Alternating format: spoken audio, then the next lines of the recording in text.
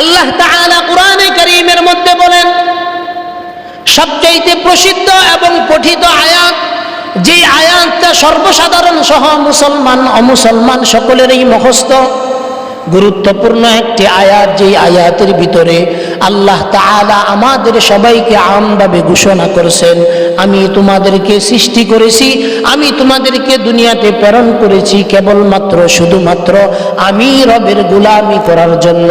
আল্লাহ তাআলা এই আয়াতের ভিতরে বাংলাদেশের সকল জায়গায় এই আয়াতটা সবচেয়ে বেশি পঠিত হয়।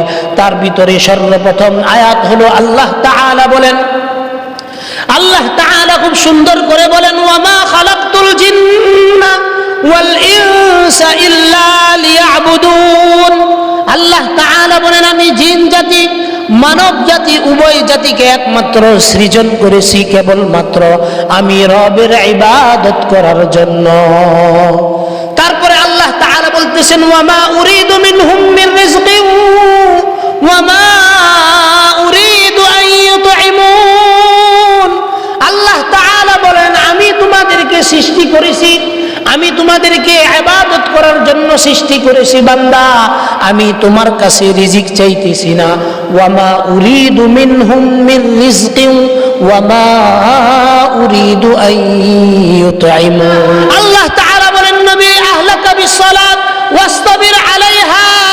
তো নবী, আপনি আপনার পরিবারকে নামাজের জন্য বলেন, তাদেরকে সবর করার জন্য বলেন। যদি তারা সবর করে, লা নাসআলুকা রিজকা, আমি রব তাদের কাছে রিজিক চাই না, আমি রব তাদের কাছে কোনো কিছু চাই না।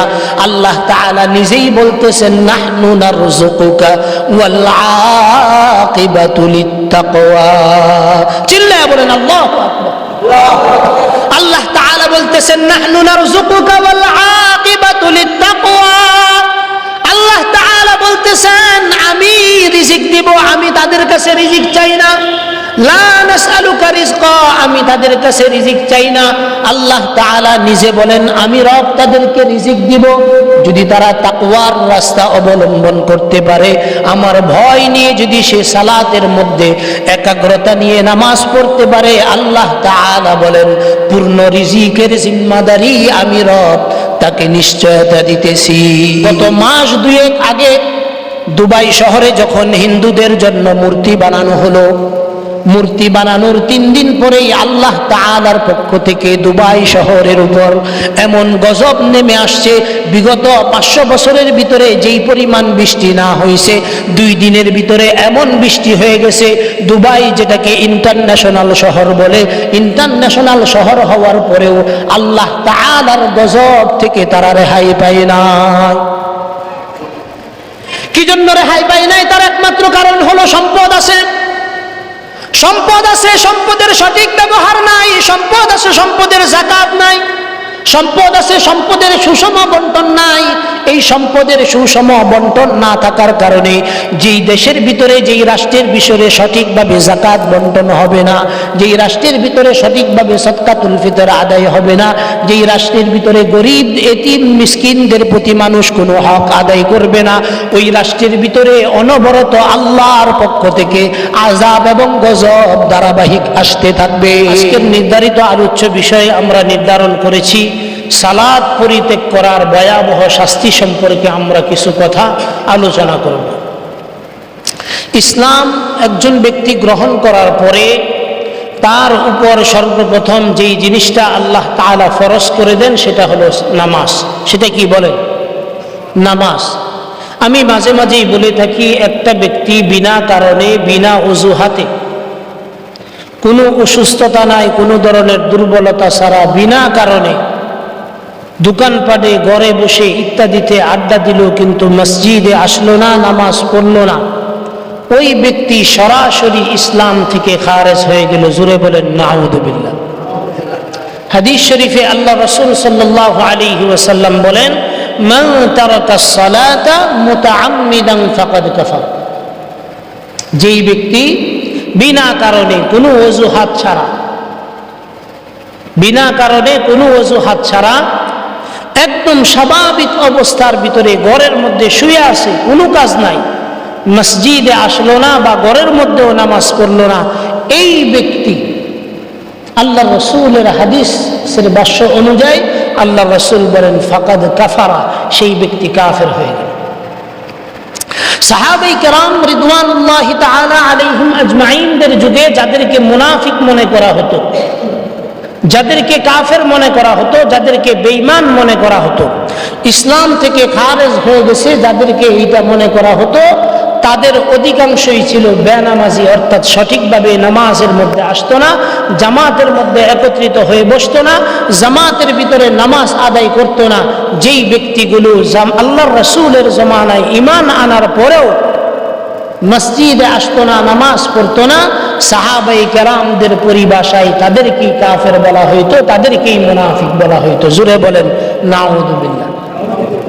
আজকের দিনে আমাদের যেই সমস্ত ভাইয়েরা দোকান পাড়ে বিভিন্ন জায়গায় আড্ডা দেয়, সময় নষ্ট করে, অহেতুক গল্প গুজব করে, মসজিদের আজানের শব্দগুলো তার কানের মধ্যে বাজতেছে, মসজিদের আজানের শব্দগুলো, আকামতের শব্দ তার কানের মধ্যে যাইতেছে, ইমাম সাহেব যিনি কেরাত পড়তেছেন সেই কেরাতের আওয়াজটা পর্যন্ত তার কানে যাইতেছে, অথচ সে মসজিদ পর্যন্ত আসতে পারল না।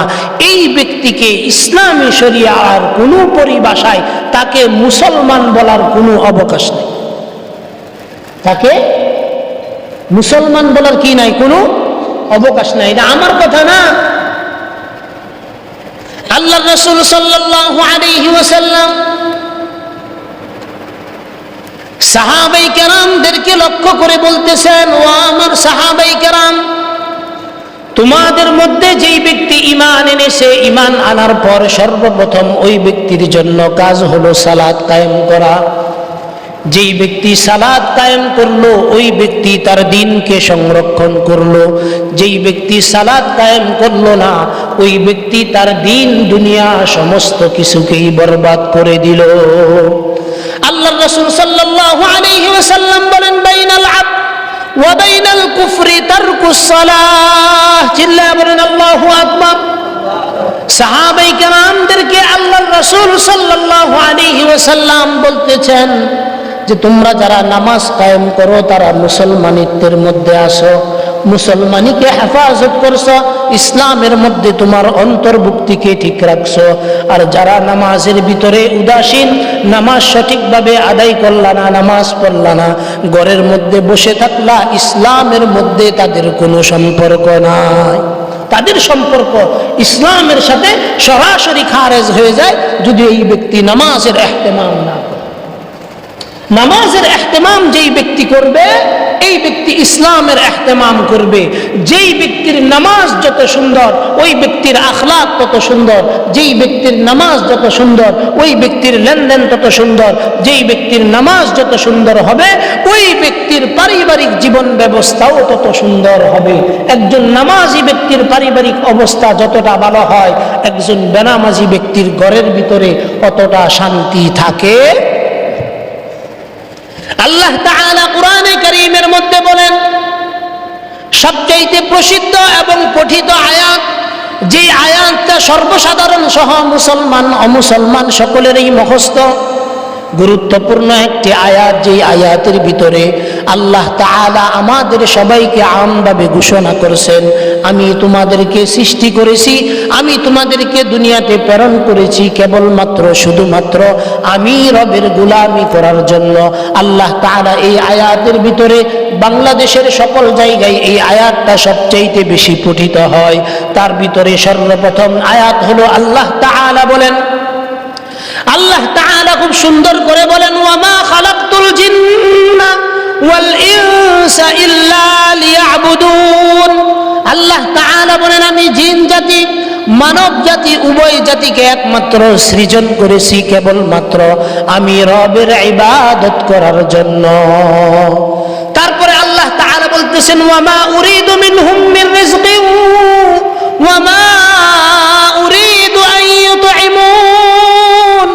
আল্লাহ তাআলা বলেন, আমি তোমাদেরকে সৃষ্টি করেছি, আমি তোমাদেরকে ইবাদত করার জন্য সৃষ্টি করেছি বান্দা, আমি তোমার কাছে রিজিক চাইতেছি না। ওয়ামা উরিদু মিনহুম মির রিজকিন ওয়ামা উরিদু আন ইউতঈমুন।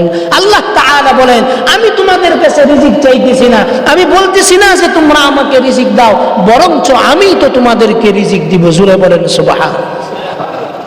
এই আয়াত দ্বারা দুইটা জিনিস পাইলাম, আল্লাহ আমাদেরকে সৃষ্টি করছেন, সৃষ্টি করার পরে আমাদেরকে কাজ দিচ্ছেন ইবাদত করার জন্য। কি জন্য বলেন? ইবাদত যারা করবে তাদেরকে রিজিক কে দিবেন? তাদেরকে রিজিক কে দিবেন? আল্লাহ তাআলা দিবেন। যারা ইবাদত করবে, বন্দেগী করবে, আল্লাহর গোলামি করবে, আল্লাহ তাআলার কাছে সিজদার মধ্যে নিজের কপালকে নত করে নাককে খত দিয়ে আল্লাহ তাআলার কাছে সিজদা দিবে, আল্লাহ তাআলা বলেন তাকে আমি তার কাছে রিজিক চাই না, আমি রব তাকে রিজিক দিব। জোরে বলেন সুবহানাল্লাহ। অন্য আয়াতে আল্লাহ তাআলা বলেন ওয়া'মুর আহলাকা বিস-সালাত। আল্লাহর রাসূল সাল্লাল্লাহু আলাইহি ওয়াসাল্লামকে আল্লাহ তাআলা আদেশ করতেছেন, হে রাসূল আপনি আদেশ করেন, ওয়া'মুর আহলাক, আপনার পরিবারের সবাইকে আদেশ করেন। এই আদেশটা শুধুমাত্র পরিবারের সবার জন্য না, না না, কিয়ামত পর্যন্ত আনেওয়ালা যত পরিবারের অভিভাবক আছে, আল্লাহ তাআলা সকল পরিবারের সকল অভিভাবকদেরকে লক্ষ্য করে আল্লাহ তাআলা ঐশী গ্রন্থ আল কোরআনে আদেশ দিতেছেন, ওয়া'মুর আহলাকা বিস-সালাত। আল্লাহ তাআলা আদেশ দিতেছেন ওয়া'মুর আহলাকা বিস-সালাত। আল্লাহ তাআলা আল্লাহর রাসূলকে আদেশ দিতেছেন, নবী আপনি আপনার পরিবারদেরকে নামাজের জন্য আদেশ করেন, নামাজের জন্য আদেশ করেন। আল্লাহ তাআলার পয়গম্বর পরিবারদেরকে নামাজের জন্য আদেশ করলেন। তারপরে আল্লাহ তাআলা বলেন, নবীজি আপনাকে আমি নামাজের জন্য বলছি, নামাজের মাধ্যমে আমি আপনার কাছ থেকে কোনো কিছু নিব না, না না, আপনার পরিবারের কাছ থেকে কোনো কিছু নিব না, না না। আল্লাহ তাআলা বলেন, নবী আহলাকা বিস-সালাত ওয়াসতাবির আলাইহা। তো নবী আপনি আপনার পরিবারকে নামাজের জন্য বলেন, তাদেরকে সবর করার জন্য বলেন। যদি তারা সবর করে, লা নাসআলুকা রিজকা, আমি রব তাদের কাছে রিজিক চাই না, আমি রব তাদের কাছে কোনো কিছু চাই না। আল্লাহ তাআলা নিজেই বলতেছেন, নাহনু নারযুকুকা ওয়াল আকিবাতু লিত্তাকওয়া। চিল্লায়া বলেন আল্লাহু আকবার। আল্লাহ তাআলা বলতেছেন, নাহনু নারযুকুকা ওয়াল আকিবাতু লিত্তাকওয়া। আল্লাহ তাআলা বলতেছেন আমি রিজিক দিব, আমি তাদের কাছে রিজিক চাই না। লা নাসআলুকা রিজকা, আমি তাদের কাছে রিজিক চাই না। আল্লাহ তাআলা নিজে বলেন আমি রব তাদেরকে রিজিক দিব যদি তারা তাকওয়ার রাস্তা অবলম্বন করতে পারে, আমার ভয় নিয়ে যদি সে সালাতের মধ্যে একাগ্রতা নিয়ে নামাজ পড়তে পারে। আল্লাহ তাআলা বলেন পূর্ণ রিজিকের জিম্মাদারি আমি রব তাকে নিশ্চয়তা দিতেছি। তাইলে রিজিক কোথেকে আসে? নামাজ থেকে আসে। কোথায় থেকে আসে বলেন? নামাজ থেকে রিজিক আসে। যেই পরিবারে নামাজ আসবে, যেই পরিবারে সালাতের ইহতিমাম হবে, যেই পরিবারে নামাজের আদেশ হবে, সন্তানদেরকে নামাজ পড়ার তালকিন দেওয়া হবে, ওই পরিবারের ভিতরে আল্লাহ তাআলা আসমান ফেরে ইহতিমামের রিজিক, সম্মানের রিজিকের ব্যবস্থা করে দিবেন। জোরে বলেন সুবহানাল্লাহ। এখন আমরা কি আমাদের সন্তানদেরকে, আমাদের পরিবারস্থ যারা আছে তাদেরকে কি আমরা নামাজের আদেশ করতে পারি? নামাজের আদেশ করতে পারি? নামাজ হলো সকল রোগের ঔষধ। দুনিয়ার যত বিপদ আছে, বালা মুসিবত আছে, যত পেরেশানি আছে, সমস্ত পেরেশানি দূর হয়ে যাবে যদি কোনো ব্যক্তি সিজদার মধ্যে গিয়ে তার পেরেশানির কথা আল্লাহ তাআলার কাছে বলতে পারে। কথা বুঝেন? যত পেরেশানি আছে, দুনিয়াবি যত পেরেশানি আছে, সমস্ত পেরেশানির কথা একটা জায়গায় যদি তার কোনো বান্দা পেশ করতে পারে, সিজদার মধ্যে যায় যদি বলতে পারে, আয় আল্লাহ আমার তো এই সমস্যা, আমার সন্তান আমার কথা শুনে না, আমার স্ত্রী আমার অবাধ্য, আমার কোনো কথা সে শুনে না। আল্লাহ তাআলার কাছে যদি কোনো বান্দা সিজদার মধ্যে পড়ে আল্লাহ তাআলার কাছে বলতে পারে, আয় আল্লাহ আমার সন্তান আমার অবাধ্য, আমার পরিবার আমার অবাধ্য, আমার আত্মীয় স্বজন আমার অবাধ্য, দুনিয়ার সব কিছু আমার অবাধ্য। আল্লাহ তাআলা বলেন সিজদার মধ্যে যায় যদি তুমি বলো আমি রব দুনিয়াকে তোমার বাধ্য করে দিব। অর্থাৎ দুনিয়ার সব কিছুকে আল্লাহ তাআলা এই সিজদার মাধ্যমে বাধ্য করে। ইব্রাহিম আলাইহিস সালাতু ওয়াস সালাম আল্লাহ তাআলার কাছে দোয়া করছেন। ইব্রাহিম নবী আল্লাহ তাআলার কাছে দোয়া করছেন, রব্বি জাআলনি মুকিমাস সালাতি ওয়া মিন যুররিয়াতি রব্বানা ওয়া তাকাব্বাল দুআ। ইব্রাহিম আলাইহিস সালাতু ওয়াস সালাম 3000-4000 বছর আগে আল্লাহ তাআলার কাছে দোয়া করেছেন, রব্বি জাআলনি মুকিমাস সালাহ, আয় রব আমার পরিবারের পক্ষ থেকে, আমার সন্তান সন্ততিদের পক্ষ থেকে তুমি সবাইকে নামাজ প্রতিষ্ঠাকারী বানায়া দাও। ইব্রাহিম আলাইহিস সালাতু ওয়াস সালাম 3500 বছর আগে তিনি দোয়া করছেন, রব্বি জাআলনি মুকিমাস সালাহ ওয়া মিন যুররিয়াতি রব্বানা ওয়া তাকাব্বাল দুআ।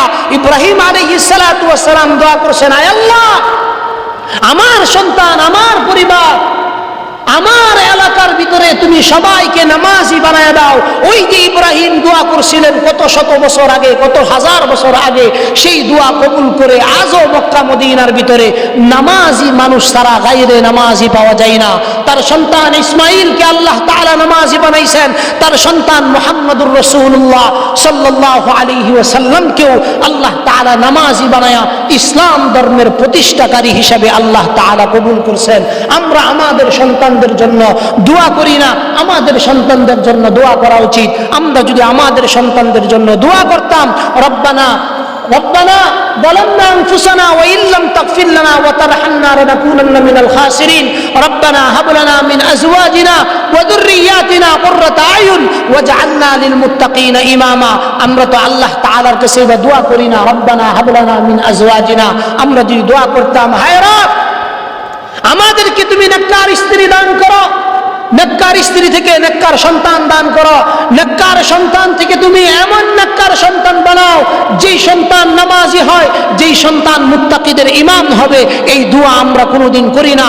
ইব্রাহিম আলাইহিস সালাতু ওয়াস সালাম সেইভাবে দোয়া করছিলেন। সেই দোয়ার বদৌলতে ইব্রাহিম আলাইহিস সালাতু ওয়াস সালামের বংশের মধ্যে আল্লাহ তাআলা মুহাম্মদুর রাসূলুল্লাহ সাল্লাল্লাহু আলাইহি ওয়াসাল্লামের মতো অদ্বিতীয় মহান ব্যক্তিকে আল্লাহ তাআলা দান করেছেন। সুবহানাল্লাহ বলতেন না?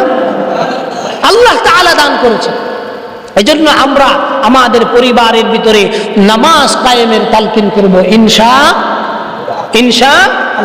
নামাজের মাধ্যমে সমস্ত মুসিবত দূর হয়, নামাজের মাধ্যমে সমস্ত মুসিবত দূর হয়, নামাজের মাধ্যমে সকল পেরেশানি দূর হয়, নামাজের মাধ্যমে রিজিকের অভাব দূর হয়, নামাজের মাধ্যমে আবহাওয়া পরিবর্তন হয়। এই যে গজব চলতেছে আমাদের উপর, এই তাপমাত্রা, এগুলোর একমাত্র কারণ হলো যেই সমাজের ভিতরে যাকাত দেওয়া বন্ধ হয়ে যায়, যেই সমাজের ভিতরে সাদকা দেওয়া বন্ধ হয়ে যায়, যেই সমাজের ভিতরে ফজরের নামাজ বন্ধ হয়ে যায়, যেই সমাজের ভিতরে অহরহ বেনামাজি তৈরি হয়, যেই সমাজের ভিতরে জিনাকার, ব্যভিচারী, সুদখোর, ঘুষখোর, অপকর্মকারী যত সমাজে উৎপন্ন হবে, তত বেশি আসমান থেকে গজবের ফয়সালা আমাদের জন্য আসবে।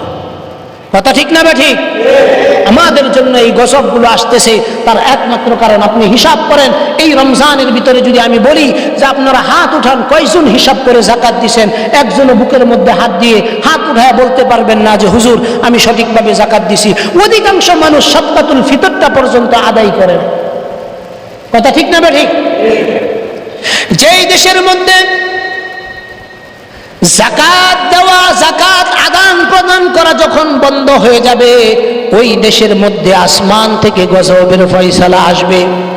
গত মাস দুয়েক আগে দুবাই শহরে যখন হিন্দুদের জন্য মূর্তি বানানো হলো, মূর্তি বানানোর 3 দিন পরেই আল্লাহ তাআলার পক্ষ থেকে দুবাই শহরের উপর এমন গজব নেমে আসছে, বিগত 500 বছরের ভিতরে যেই পরিমাণ বৃষ্টি না হয়েছে, 2 দিনের ভিতরে এমন বৃষ্টি হয়ে গেছে।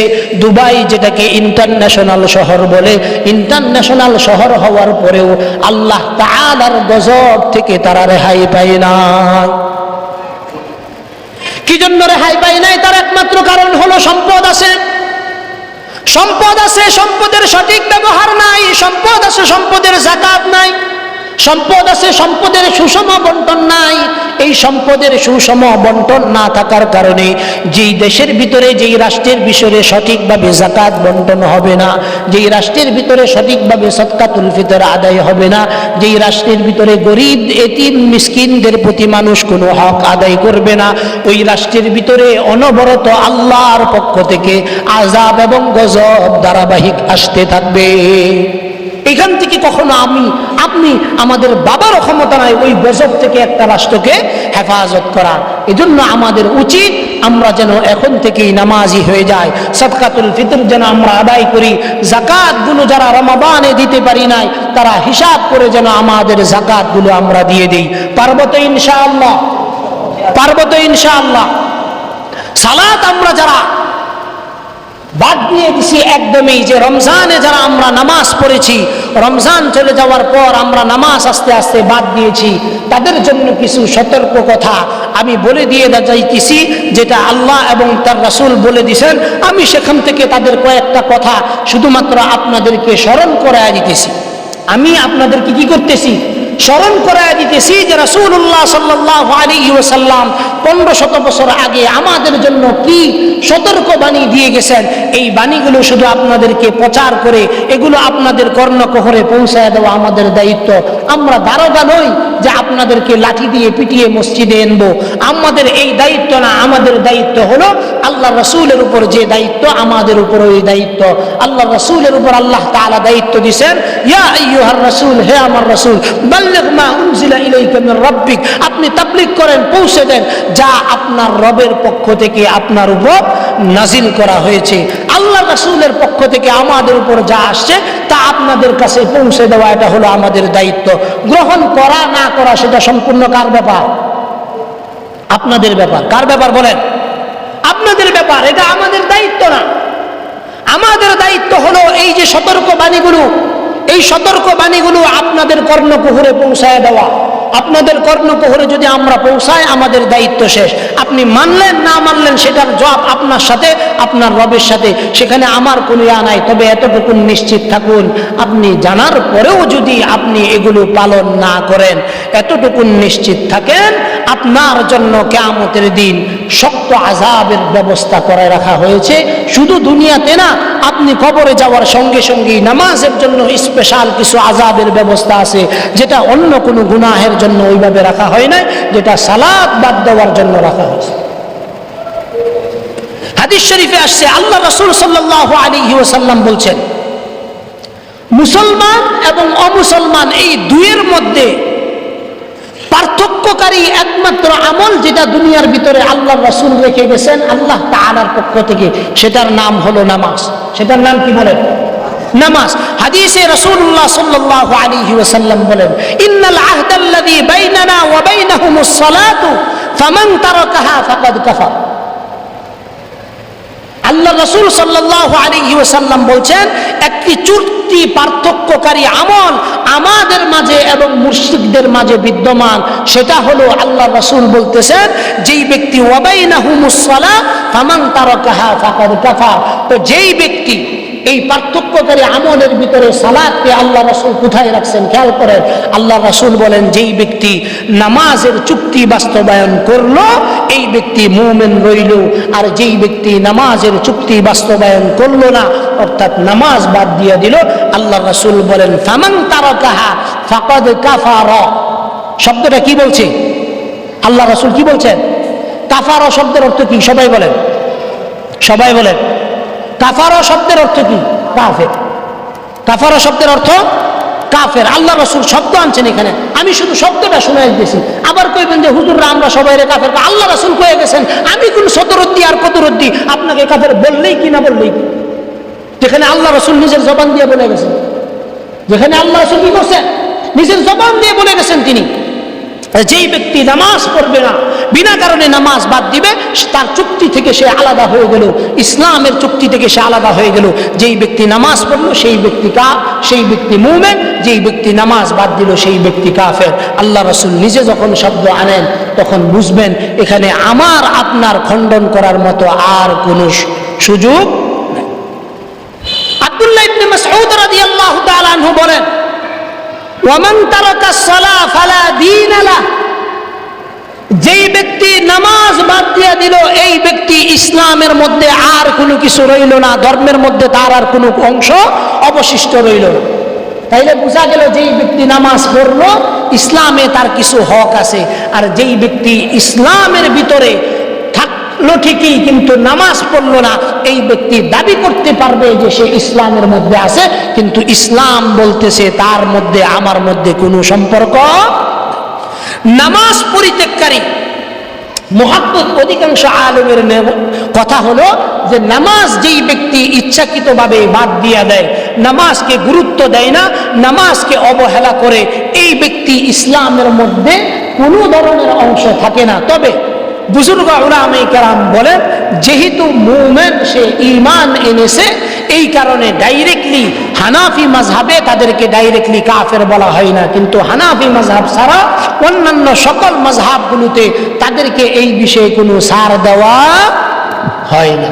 প্রিয় হাজিরিন, নামাজের পুরস্কার অনেক, বেনামাজির শাস্তিও অনেক।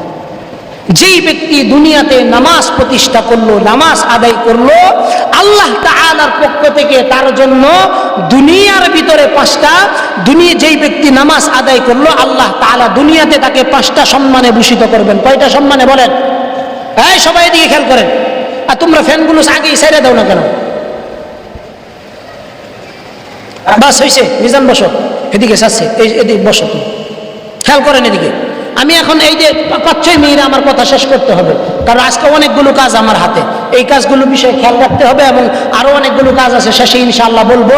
এবং আপনাদের জন্য একটা খুশির খবর আছে, একটা না দুইটা। কয়টা বলেন?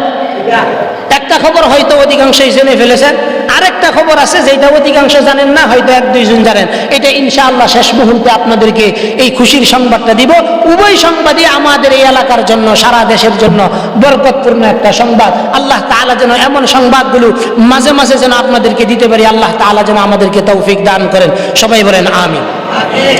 দুনিয়ার ভিতরে যেই ব্যক্তি নামাজ প্রতিষ্ঠা করবে আল্লাহ তাআলা এই দুনিয়াতে তাকে 5টা সম্মানে ভূষিত করবেন। কয়টা সম্মানে বলেন?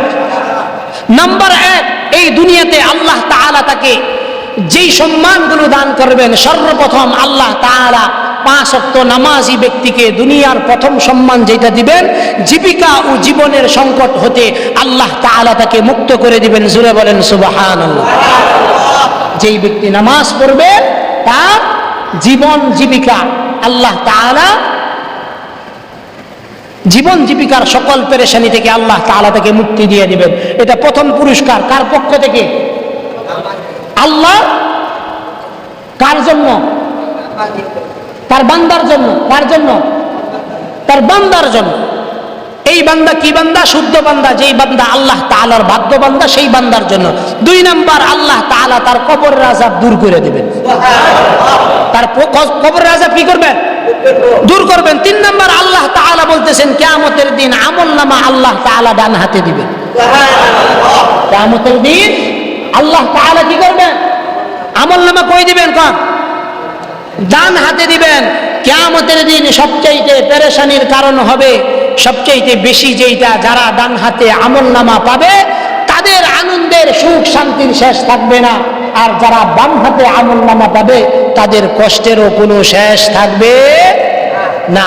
এই 2 বিষয়ে ইনশাআল্লাহ আমি শেষের দিকটা যদি সুযোগ হয় 1-2 মিনিট আমরা বলবো ইনশাআল্লাহ, যে কিয়ামতের দিন যারা ডান হাতে পাবে তাদের মধ্যে কি আনন্দ হবে, আর যারা বাম হাতে পাবে তাদের মধ্যে কি অশান্তি আসবে। এই বিষয়ে ইনশাআল্লাহ লম্বা কিছু কথা আগ সময় নিয়ে বলবো ইনশাআল্লাহ। কি কি নাজ নেয়ামত আমি চেষ্টা করতেছি যে ঈদের আগে 1-2 জুমা 3 জুমা নামাজ সম্পর্কে একটু বিস্তারিত বলার। আল্লাহ তাআলা যদি সুযোগ করে দেন ইনশাআল্লাহ নামাজ সম্পর্কে বিস্তারিত কিছু কথা বলবো। নামাজ সম্পর্কে এই যে 3 নাম্বার যে পুরস্কারের কথা বললাম, আল্লাহ তাআলা আমলনামা কোন হাতে দিবেন? ডান হাতে দিবেন। 4 নাম্বার, আল্লাহ রাব্বুল আলামিনের পয়গম্বর বলেন আল্লাহ তাআলা ফুলসিরাতের ময়দান, যেই ময়দানে আমরা ফুলসিরাতের পুল পার হওয়া সবচেয়ে বেশি কষ্টকর হবে, আল্লাহ তাআলা এই ফুলসিরাতের পুল বিজলির আকারে আমাদেরকে পার করে দিবেন। এটা কাদের জন্য? সবাই বলেন কাদের জন্য? নামাজীদের জন্য। 5 নাম্বার পুরস্কার, আল্লাহ তাআলা বিনা হিসাবে জান্নাত দিয়ে দিবেন। কোথায় কি দিয়ে দিবেন বলেন? বিনা হিসাবে আল্লাহ তাআলা কি করবেন? জান্নাত দিয়ে দিবেন। এই যে বিনা হিসাবে জান্নাত, এই 5 পুরস্কার কাদের জন্য? নামাজীদের জন্য। আচ্ছা, এইটি হলো নামাজের পুরস্কার। বেনামাজির কে আল্লাহ তাআলার পক্ষ থেকে কি কি শাস্তি দেওয়া হবে, এই বিষয়ে আমরা কয়েকটা কথা একটু জেনে রাখা ভালো। কয়েকটা কথা জেনে রাখা ভালো। আমি 2 মিনিটে উল্লেখযোগ্য কয়েকটা কারণ আপনাদের খেদমতে ইনশাআল্লাহ বলবো। এই কথাগুলো স্মরণ রাখবেন, জীবনের সাথে মিলাইবেন যে এগুলোতে প্যাঁচ আছে কিনা। আপনি কইতেছেন যে আপনার অমুক সমস্যা, সন্তান কথা শুনে, কি জন্য শুনে না? এখানে এই সমস্যা আছে।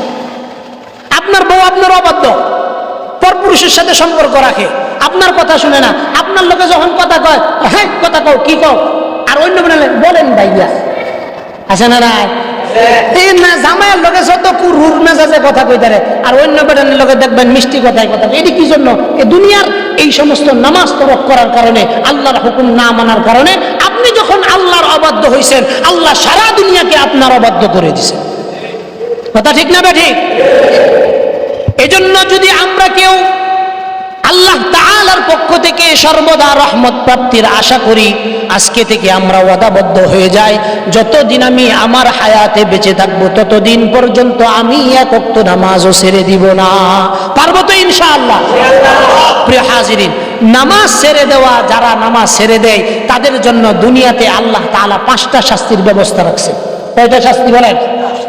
কয়টা শাস্তি বলেন? 5টা শাস্তির ব্যবস্থা রাখছেন। তার ভিতরে উল্লেখযোগ্য 5টাই আমি বলে দিতেছি, এগুলো স্মরণ রাখবেন। 1 নাম্বার শাস্তি, জীবনে বরকত থাকবে না। জীবনে কি থাকবে না? এখন আপনি আপনার হিসাব মিলান, আপনি আপনার হিসাব মিলান। মৌত কবলাল মাউত, মরার আগে একবার মইরা একটু ভাবেন না যে আমি যদি এই মুহূর্তে মরে যাই, আমি মরার পরে আমার স্ত্রী আমার সাথে কি ব্যবহার করবে, আমার সন্তান আমার সাথে কি ব্যবহার করবে, আমার ভাই আমার সাথে কি ব্যবহার করবে, আমার মা আমার সাথে কি ব্যবহার করবে, আমার পরিজন আমার সাথে কি ব্যবহার করবে, আমার সমাজ আমার সাথে কি ব্যবহার করবে, আমার রাষ্ট্রটা আমার সাথে কি ব্যবহার করবে। মরার আগে একটু এটা ভাবেন না, তাইলেই তো আপনি জীবনের সার্থকতা বুঝতে পারবেন যে আপনার জীবনের বারাকাগুলো কোথায়। প্রথম নাম্বার জিনিস, বেনামাজির আল্লাহ তাআলা তার জীবনের বরকত উঠায় নেবেন। তার জীবনে কোনো কি থাকবে না? বরকত থাকবে না। 2 নাম্বার, তার চেহারা থেকে পুণ্যবানদের জুতি আল্লাহ তাআলা তুলে নেবেন। তার চেহারা থেকে আল্লাহ তাআলা নেককারদের চেহারার ভিতরে যে জুতি থাকে, এই যে এই বেলা দেখুন, এই যে মাঝে মাঝে সেটা জানা, আসলেই বুজুর্গ মানুষ, আসলেই কি মানুষ বলেন? বুজুর্গ মানুষ। মানুষ কাইল্লা দেখুন, চেহারা অদ্ভুত কাইল্লা, কিন্তু চেহারার দিকে চেহারা দেখেন আলাদা একটা নূর বসে। বিশ্বাস করেন, আসলেই চেহারা। তার জীবনের প্রতিটা, আমার আব্বার সাথে বোধহয় আরো প্রায় 60-70 বছর আগে চলছে। আব্বা যখন রহিম মেডাল মসজিদে খতমে তারাবি পড়ায়, তখন থেকে আব্বার সাথে পরিচয়, লম্বা সময়ের পরিচয়। এখন পর্যন্ত আগেকার মানুষগুলো একটু কথাবার্তা বেশি বলে ঠিক, কিন্তু এই সমস্ত মানুষের মতো সাচ্চা ইমানদার মানুষ এই যুগে মিলানো অনেক কঠিন। কথা ঠিক না বেঠিক? চেহারা কালা কিন্তু নূর চমকায়। চেহারা কালা।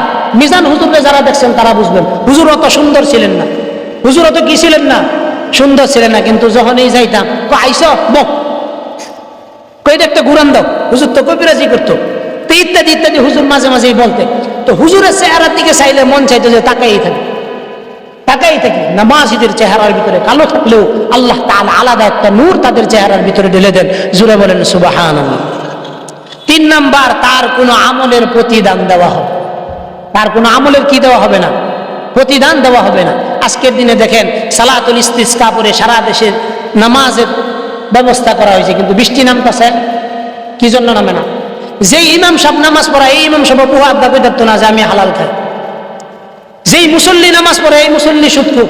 ফজরের নামাজ পড়ছে না, হ্যাঁ 10টার সময় সালাতুল ইস্তিসকা পড়ে। কথা ঠিক না বেঠিক?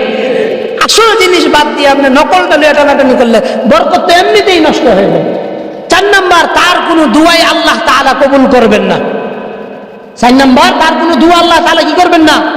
কবুল করবেন না। 5 নাম্বার, নেক বান্দাদের দোয়া দ্বারাও সে কোনো উপকৃত হবে।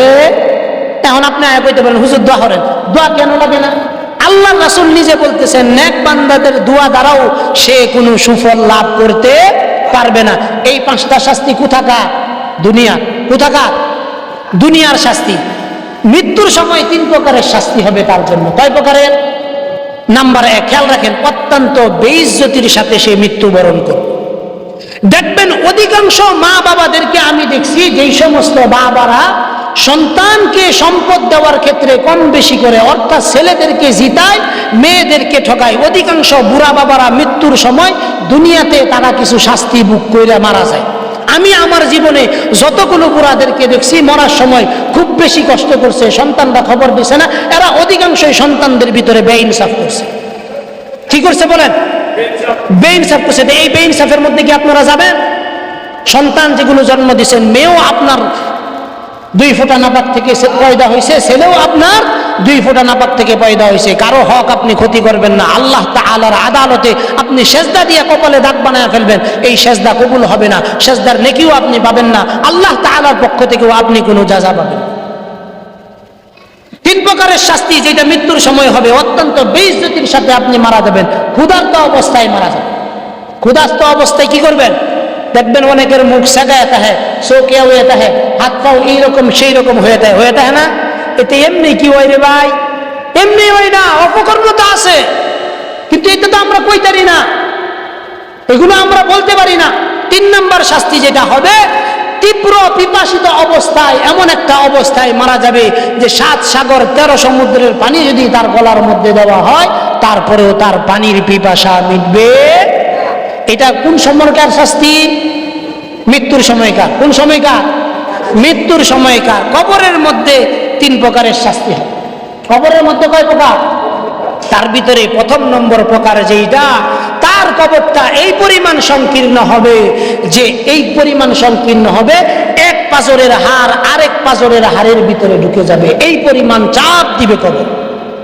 এটা আপনার বাবার কবরের অবস্থাও এমন হইতে পারে, যেই বাবা ইচ্ছা করে যদি বেইনসাফি করে থাকে, বা আপনার মধ্যে কোনো বেইনসাফি করছে, বা আপনার পরিবারের মধ্যে কোনো বেইনসাফি করছে, আপনার ফুফুদেরকে ঠকাইছে, ভালো করে খেয়াল করবেন, আপনার ফুফুদেরকে ঠকাইছে, আপনার চাচা একজন ব্যাংক ছিল, তার সম্পদের ভিতরে তারে কম দিয়ে সেটা সে জোর করে বেশি নিছে, যদি আপনি জানেন এটা যদি আপনার বাবার পক্ষ থেকে আপনি হক আদায় না করেন, তার কবর সংকীর্ণ হবে, এতে কোনো সন্দেহ নাই। 2 নাম্বার, তার জন্য কবরে প্রজ্বলিত আগুন জ্বালায় দেওয়া হবে। প্রজ্বলিত আগুন জ্বালায় দেওয়া হবে। যদি কোনোদিন সুযোগ হয়, পাকিস্তানের করাচিতে একটা ঘটনা আছে কবরের মধ্যে আগুন সম্পর্কে, ইনশাআল্লাহ আরো একদিন বললো। 3 নাম্বার, তার কবরে এমন একটা সাপ পাঠানো হবে, যেই সাপের বিন্দু পরিমাণ লালা যদি এই দুনিয়াতে কোনোভাবে নিক্ষেপ করা হতো, তাহলে দুনিয়ার সমস্ত গাছপালা, মানুষ, পাখি যা আছে, পানি, সমুদ্র সব কিছু ধ্বংস হয়ে একদম বস্প হয়ে যেত। এইরকম একটা সাপ তার কবরের মধ্যে নির্ধারণ করে দেওয়া হবে। ওই সাপ এমন ভাবে শাস্তি দিবে যে একটা সুবল যখন মারবে সঙ্গে সঙ্গে 70 হাত মাটির নিচে যাবে। আবার ওখান থেকে আরেকটা সুবল মারবে, 70 হাত মাটির উপরে চলে আসবে। ফজর থেকে নিয়ে জোহর, জোহর থেকে নিয়ে আসর, আসর থেকে নিয়ে মাগরিব, মাগরিব থেকে নিয়ে এশা, এশা থেকে নিয়ে ফজর, অনবরত তার কবরের মধ্যে শাস্তি চলতে। এই শাস্তি থেকে রেহাই পাওয়ার কোনো সুযোগ থাকবে না। প্রিয় হাজিরিন, এটা তো হলো কবরের মধ্যে 3 প্রকার শাস্তি। পুনরুত্থানের পরেও বেনামাজির জন্য আরো কিছু শাস্তি আল্লাহর পক্ষ থেকে ব্যবস্থা করা। ওই প্রকারের শাস্তিও 3 প্রকার। হিসাব কিতাবের ভিতরে আল্লাহ তাআলা অত্যন্ত কঠোর হবেন, অত্যন্ত কঠোর হবেন। এমন কঠোর হবেন বেনামাজির হিসাবের ক্ষেত্রে যে অন্য কারো ক্ষেত্রে এতটা কঠোর হবেন না। প্রিয় ভাইয়েরা, আজকে থেকে কি আমরা নামাজ ছেড়ে দিব? নামাজ পড়বো ইনশাআল্লাহ। আজান হয়েছে, আপনি দোকানে চা খান, সমস্যা নাই। আজান যখন হয়ে গেছে, দোকানপাটে কেউ না থেকে সঙ্গে সঙ্গে এসে ওযু করে নামাজ পড়ে আবার সঙ্গে সঙ্গে যায় দোকানে টিভি দেখেন, আড্ডা দেন, সমস্যা নাই। অন্য যত গুনাহ করবেন, যদি এর ভিতরে নামাজগুলো সঠিকভাবে আদায় করেন, হাদিস শরীফে আসছে আসর থেকে মাগরিব পর্যন্ত বান্দা যে ছোটখাটো গুনাহগুলো করে, এই গুনাহগুলো আসরের নামাজ এবং মাগরিবের নামাজ, এই 2 নামাজের কারণে আল্লাহ তাআলা মাফ করে দেন মাঝের গুনাহ। মাগরিব থেকে নিয়ে এশা পর্যন্ত যে গুনাহগুলো হয়ে যায়, মাগরিবের নামাজ, এশার নামাজ, এই উভয় নামাজ পড়ার কারণে নামাজের মধ্যবর্তী সময়টুকুর যে গুনাহ আছে, এই নামাজের উসিলা আল্লাহ তাআলা মাফ করে দেন। এশা থেকে নিয়ে ফজর পর্যন্ত যে গুনাহগুলো হবে, এগুলো ফজর এবং এশা উভয় জামাতের সাথে নামাজ আদায় করার কারণে এই গুনাহগুলো আল্লাহ তাআলা কাফারা হিসাবে মাফ করে দেবেন। এই জন্য আপনি অন্যান্য ছোটকালের ভুলভ্রান্তিগুলো করেন, সমস্যা নাই, কিন্তু তার মধ্যে থেকে নামাজগুলোকে আপনি আদায় করেন। হিম্মত করেন, আজকে থেকে একটা নিয়ত করেন যে আমি নামাজ ছাড়বো না। বাস, আপনার শক্ত একটা সিদ্ধান্তই পারে আপনাকে পরিবর্তন করে দিতে। পারবো তো ইনশাআল্লাহ? আল্লাহ তাআলা আমাদের সবাইকে আমল করার তৌফিক দান করুন। পুনরুত্থানের পর তিনটি শাস্তি। নাম্বার 1, আল্লাহ তাআলা হিসাব কিতাবে তার উপর খুব কঠোর হবেন। 2 নাম্বার, আল্লাহ তার উপর সন্তুষ্ট থাকবেন না। বলেন নাউযুবিল্লাহ। আল্লাহ তাআলা যদি কারো উপর সন্তুষ্ট না থাকে, তার চাইতে বদনসিব কপালপুরা কি আরো কেউ আছে? হ্যাঁ, না। 3 নাম্বার শাস্তি আল্লাহ তাআলার পক্ষ থেকে যেটা হবে সেটা হলো সর্বশেষ পরিণতি। ওই ব্যক্তির জন্য আল্লাহ তাআলা জাহান্নাম নির্ধারণ করবেন। জাহান্নাম কি করবেন? নির্ধারণ করে দিবেন। প্রিয় ভাইরা, এই যে সালাত সম্পর্কে কয়েকটা কথা বললাম, আরো কিছু কথা ছিল। ইনশাআল্লাহ আমি আরো 3 সপ্তাহ সালাত সম্পর্কে ধারাবাহিক ইনশাআল্লাহ কিছু আলোচনা করব। আজকে সামথিং এটা বললাম এই কারণে যে আমরা কি আজকে থেকে নামাজ আদায় করব ইনশাআল্লাহ? আদায় করব ইনশাআল্লাহ। কারা কারা যে হুজুর খুব বেশি ঝামেলা না হলে আজকের পর থেকে নামাজ বাদ দিব না ইনশাআল্লাহ, ঘরে পড়ি অথবা মসজিদে পড়ি, বাহিরে পড়ি অথবা অফিসে পড়ি, নামাজটা অন্তত আদায় করে নিব। সকালবেলা আপনার ভুল হয়ে গেছে, ঘুম থেকে আপনি দেরিতে উঠছেন, যখন উঠছেন তখন যদি শরীর পাক থাকে, ওযুটা করে 2 রাকাত ফরজ নামাজ পড়ে তারপরে আপনি নাস্তা খান। হোক না এটা 7টা, হোক না এটা 8টা, হোক না এটা 6:30, যেই সময় আপনি উঠছেন উইটা তাড়াতাড়ি ওযু করে 2 রাকাত ফরজ নামাজ আদায় করে নেন। সমস্যা আছে ভাই? আদায় করে নেন না। কবুল করার মালিক কে? আল্লাহ। কবুল করার মালিক কে বলেন? আল্লাহ। এজন্য আজকে থেকে আমরা কি এই নিয়ত করতে পারি, বিশেষ প্রয়োজন ছাড়া, অজুহাত ছাড়া আমরা নামাজ তরক করব না? 2টা হাত দেখতে চাই। আল্লাহকে একটু রাজি খুশি করার জন্য আমরা 2টা হাত উত্তোলন করি, আল্লাহ তাআলার কাছে বলবো। সবাই বলেন লিল্লাহি তাকবীর, লিল্লাহি তাকবীর। আজকে থেকে আমরা নিয়ত করছি, আজ থেকে আমরা নামাজ কাজা করব, নামাজ ছেড়ে দিব ইনশাআল্লাহ। হাত নামা। আল্লাহ তাআলা সবার হাতকে কবুল করুন। সবাই বলেন আমিন। নামাজ সম্পর্কে আলোচনা শেষ।